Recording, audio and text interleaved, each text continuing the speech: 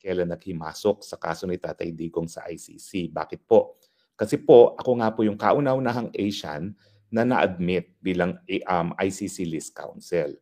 At pinangangalagaan ko po yan, kaya sumusunod po ako sa mga ethical requirements. Now, sa totoo lang po, yung mga rules of legal ethics, mas stricto ang Pilipinas. Dahil dito po sa ICC, po pwede talagang mag-solicit ng mga kliyente, no? Pwede ka magpadala ng sulat, mag-apply na maging kliyente, na maging abogado, pero sa Pilipinas po, yung mere solicitation, pinagbabawal po yan. So in that sense, mas mataas po ang ating legal standards, pero dahil ako naman po ay abogado rin sa Pilipinas, ang sinusunod ko yung mas mataas na legal standards. So sana po naintindihan nyo kung bakit ni minsan hindi po ako naghimasok dyan sa ICC. At ang explanation ay ako po ay nag-propose at bahala naman po ang pamilya at si Tatay Digong kung tatanggapin yan ng isa pang remedyo, yun nga pong kaso na isasampa sa Dutch court na sang-ayon sa katungkulan ng Dutch government na iprotektahan at itaguyod ang karapatang pantao ni Tatay Digong, lalong-lalo niya yung karapatan niya to due process, na hindi siya dapat pakulong ng walang due process. No? At estado naman po niyan, hinahayaan ko na po ang pamilya mag-decide. Ang huling sinabi ni VP Sara ay one step at a time. No? At ako naman po ay siyempre sumusunod kay VP Sara. Kailan ba naman po ako sumuway kay VP Sara? Sumunod nga ako sa kanya sa unit team. Ako lang yung tao sa buong Duterte team na sumunod sa kanya. Pero ang sabi ko naman, ba't hindi ako susunod kay VP Sara? Siya leader ko, kinakailangan pagkatiwalaan ko siya. Okay? Ngayon lang po ako talaga na medyo nagkakaroon ng distansya kay VP Sara pagdating doon sa pagkakaibigan niya kay Amy Marcos. Rinirespeto ko po na yung pagkakaibigan niya kay Amy Marcos, personal niyang decision yan, pero hindi naman ibig sabihin na palibasa kaibigan niya si Amy Marcos, kakaibiganin ko rin. So naniniwala pa rin po ako na do not trust the Marcos anymore. Okay? So hindi po nagbabagong paninindigan ko dyan. No to Marcos forever. At talaga namang sinabi rin ni VP Sara yan nung minsan. Kaya lang, yung pagkakaibigan nila, sa kanya na yon. Hindi natin pwedeng paghimasukan yan. Pero ako po, hindi pa rin ako magtitiwala sa mga Marcos. Now, bakit ko pinangangalagaan po ang aking pagiging IC List Counsel? Kasi po, naniniwala pa rin ako na importante na magkaroon ng isang hukuman na kapag hindi po gumagana ang mga lokal na hukuman, ay siya magbibigay ng katarungan sa mga biktima ng pinakakarumal-dumal na krimen na gagawin dito sa planetang Earth. At naniniwala po ko na ang pinakamalaking banta sa pagtutuloy ng buhay ng ICC ay yung pagpilitan ng ICC na duminig ng kaso gayong meron naman po mga lokal na hukuman na bukas at gumagana. At yan nga po nangyari sa Pilipinas kung bakit ako na po siguro yung numero 1 na naglabi para maging miyembro tayo ng ICC. Ako rin ang nag-deliver po ng talumpati sa ICC Assembly of State Parties sa United Nations sa New York na nagsasabi na kung magpapatuloy kayo na imbestigahan si Tatay Digong, lalabas at lalabas kami sa Rome Statute na nangyari nga dahil pinagpatuloy yung investigasyon labang kay Tatay Digong na hindi naman po dapat dahil gumagana nga ang mga hukuman. Ang paninindigan naman po ni Tatay Digong, bukas po ang lokal na hukuman, tayo isang soberenyong bansa, isang independenteng bansa, kaya ang importante kung mayroong mga sa tingin nila na sila po ay nalabag ang kanilang karapatan, lalong-lalo na karapatang mabuhay, isang pa lang po ang kaso sa Pilipinas at haharapin naman po yan ni Tatay Digong. Di ba po, nung minsan, dinimanda na siya ni Franz Castro, hinarap naman po niya at yan naman po ay na-dismiss. So wala pong balakid para sa kahit sino na gustong idemanda si Tatay Digong for murder na sa Pilipinas po magdemanda. At yan naman po ay alinsunod na rin sa nakasaad sa Rome Statute na talaga naman pong ang ICC ay hindi po siya court of first instance. Siya po ay court of last resort na ang talagang court of first instance ay mga lokal na hukuman pa rin.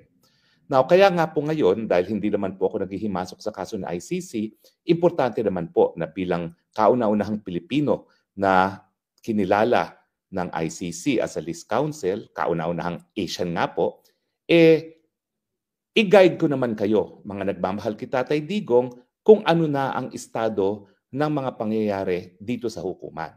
At in fact, makikipag-unayan po tayo sa isang television channel at magkakaroon na tayo ng programa na regular na ipapakita dun sa television channel na yon, no? kung saan kapag nagsimula na po yung confirmation of charges, yung paglilitis ni Tatay Digong, i-annotate po natin yan. No? Dahil siguro naman po dahil tinuro ko ang international law at ako po talaga ay talagang promotor sa pagiging miyembro ng Pilipinas sa ICC at ako rin po ang nagsabi na bibitiw tayo, meron naman po tayong konti kaalaman dyan sa ICC, bagamat minamaliit po tayo ng mga puti. In any case, so yan po ang gagawin natin ngayon. Simula na po ngayon.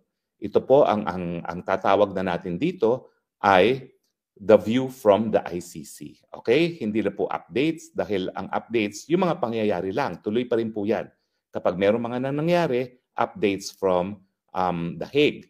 Pero kapag meron pong explanation sa mga pangyayari, yan po itatawagin natin the view from the ICC dahil yung mga interpretasyon ko naman sa mga pangyayari ay personal ko po yan. At yan po yung mga opinion at hindi po yan galing sa abogado ni Tatay Digong dahil ulitin ko po, hindi po ako abogado ni Tatay Digong sa ICC.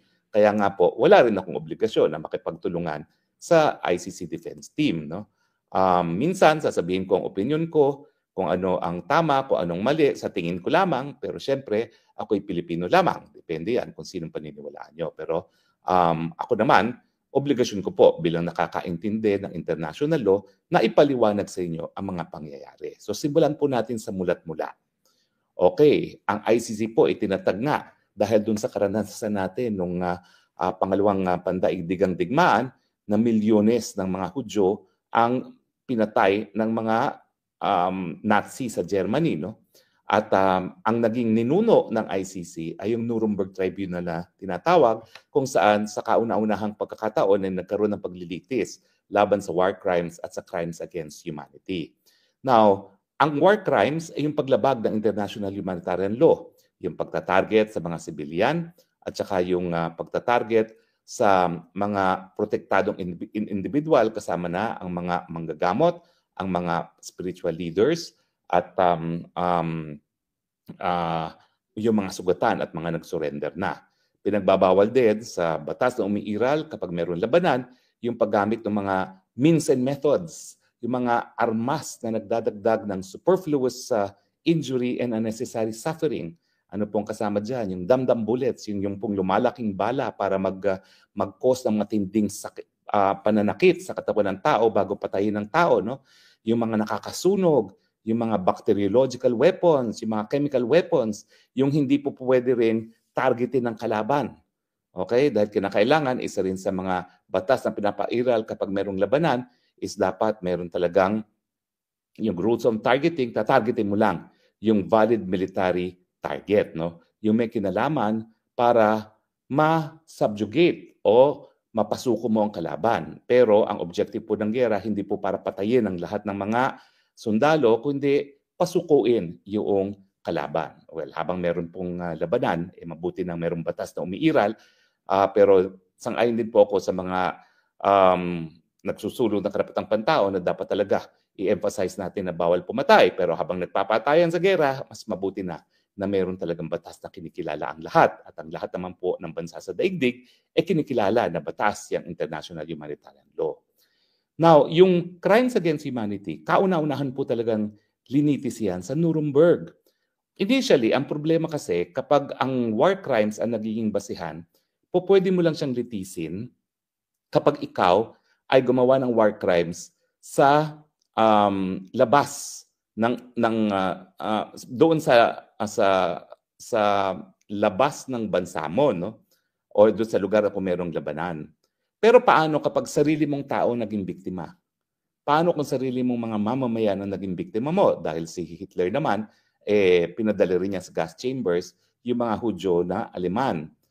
So kung yung a-apply mo yung batas ng mga panahon na yon, hindi po talaga sila masasakop ng war crimes. Pero hindi naman po pwede na palibasa hindi sila mga mapaprosecute for war crimes, palalayain na sila dahil milyon na ang pinatay doon sa World War II. So ang ginawa nila, gumawa ng bagong krimen, crimes against humanity. No?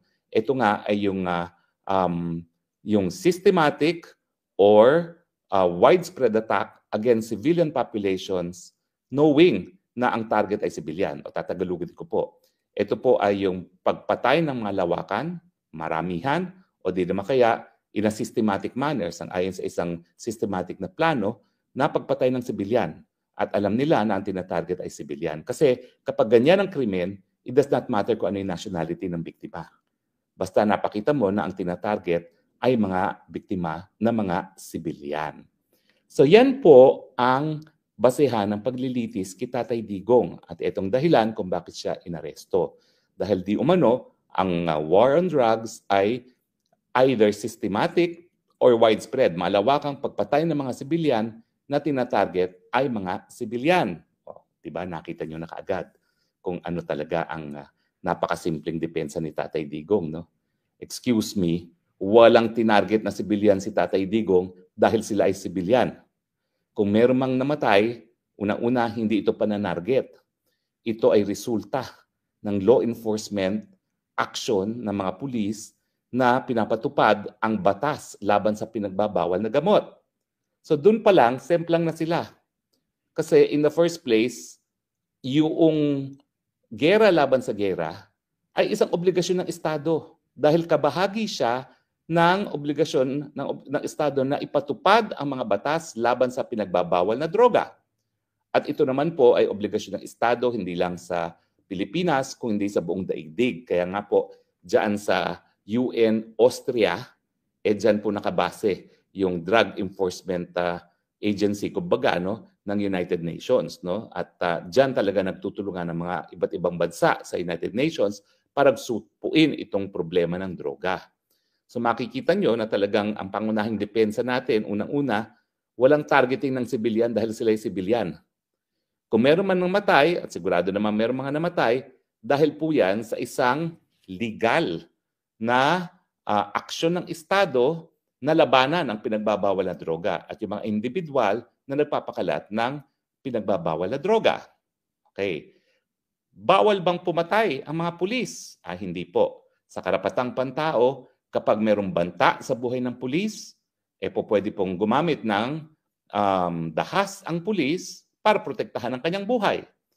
Kaya nga lang po, kapag nagkamali ang pulis at gumamit siya ng labis-labis na dahas para protektahan ang kanyang buhay, yung pulis mismo ay magkakaroon ng pananagutan. Now, dito sa crime against humanity, sino ba ang pwedeng mapanagot? Well, una-una siyempre, yung mga nag-utos. Okay, malinaw yan. Now, magagamit ba yung pag-utos na yan laban kay Tatay Digong? Malinaw na malinaw naman po ang sinasabi ni Tatay Digong. Mga pulis, kapag tama ang inyong ginagawa, suportado ko kayo.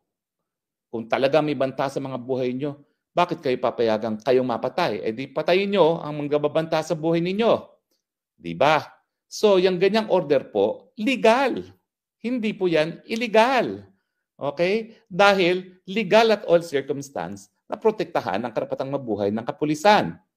Ang problema, ang mga tao na nalalaman, na nalalabag yung karapatang mabuhay dahil lantaran ng pagpatay ng tao maski walang banta sa buhay ng pulis at wala silang ginawa, yan ay magiging pananagutan.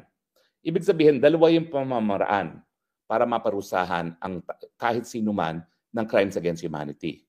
Kung siya ay nag-utos, either ng malawakang pagpatay laban sa sibilyan, o di naman kaya yung systematic attack laban sa sibilyan dahil sila ay sibilyan, o di naman kaya alam niya na nagkakaroon ng widespread or systematic pagpatay ng sibilyan at wala siyang ginawa para pigilin ito at para imbestigahan, litisin at parusahan yung mga lumalabag sa batas. No, makikita nyo na unang-una, kung walang krimen dahil wala namang malawakan or systematic na targeting ng civilian population dahil sila ay civilian, hindi na kinakailangan pumunta pa dun sa usapin. Kung ang isang tao ba ay nag-utos o di naman kaya siya ay nalalaman niya na nalalabag ang batas at wala siyang ginawa. Yun yung tinatawag nating command responsibility. So two-stage yan. Meron bang krimen? Kung walang krimen, hindi mo na sasagutin sino yung responsable. Pero pag merong krimen, ang sasagutin mo ay sino ang responsable. Either nag-utos ka or dapat nalalaman mo Despite na alam mo, wala kang ginawa para pigilin o panagutin yung gumagawa ng krimen. Now, bakit ko dinidiscuss ito? Well, kasi ang parating na pagbibista ni Tatay Digong sa September 23 ay confirmation of charges. Ano ba ang katumbas ng confirmation of charges? Well, sinabi ko na sa inyo, iba yung sistema ng ICC. Inquisitorial ito, mas influence ng Europe. Ano nga ba yung mga pagkakaiba? Well, unang-una, yung pag-i-issue ng warrant of arrest, maski wala pang probable cause at ang definition ng probable cause na hinihingi ng hukuman ng Pilipinas sang ayon sa ating lokal na batas, yung likelihood na merong krimen na naganap at yung taong nasasakdal ay may posibilidad na siyang gumawa ng krimen. Mas mataas siya doon sa preponderance of evidence na ina-apply sa civil cases, pero mababa siya sa proof beyond reasonable doubt. Now, ang proseso sa ICC iba.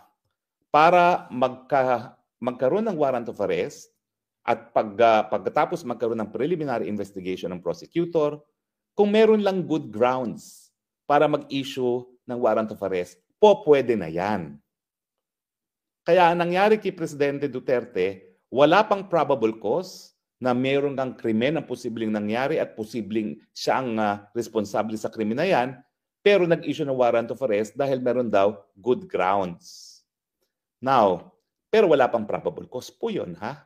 Ang probable cause, mangyayari pa lang dito sa confirmation of charges. So, ang katumbas ng confirmation of charges dito sa ating sistema sa Pilipinas ay yung parang preliminary investigation sa piskalya. Bakit mga huwes ang dumidinig dyan? Kasi nga, nung binubuo yung Rome Statute, ang Amerika nagko-complain. Makapangyarihan yung prosecutor na yan.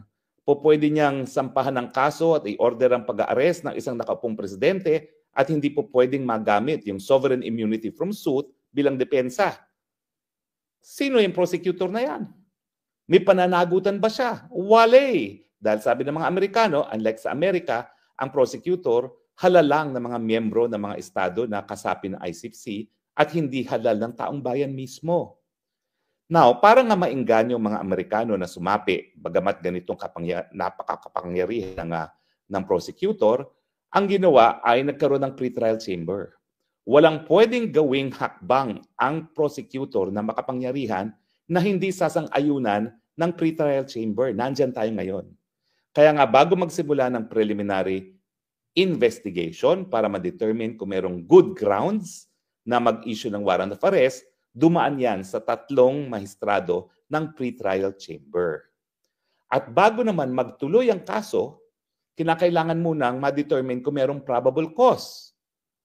At yung probable cause na yan, dyan na i-establish sa confirmation of charges.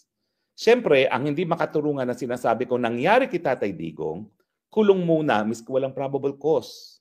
Kung sumunod kasi sila sa Rome Statute, Article 59, na hinarap muna si Tatay Digong sa lokal na hukuman para nga masiguro ang kanyang karapatan at para masiguro na meron pang dahilan para makipagtulungan ang Estado ng Pilipinas sa ICC na sinasabi natin wala na kasi nga natulog sa pansita ng prosecutor, pangalawang taon nang humingi ng permiso, abiso para magsimula ng preliminary investigation, gayong dapat sinimulan yan nung unang taon pa lang. Okay. Now, hindi siya makatarungan kasi nga dahil hindi dumaan doon sa lokal na proseso na dapat hinarap muna sa RTC dahil habang dinidinig kung dapat nga siyang ipadala sa ICC, pwedeng humingi ng interim release.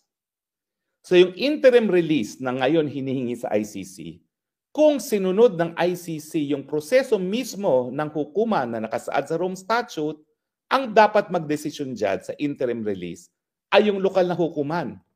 Bakit ganun sa Rome Statute? Kasi nga ayaw nila na yung akusado ay mabulok sa dahig na hindi na siguro na yung kanyang karapatang pantao at hindi na siguro na meron talagang obligasyon pang Estado na makipagtulungan sa ICC bago dalhin sa dahig ang isang nasasakdal.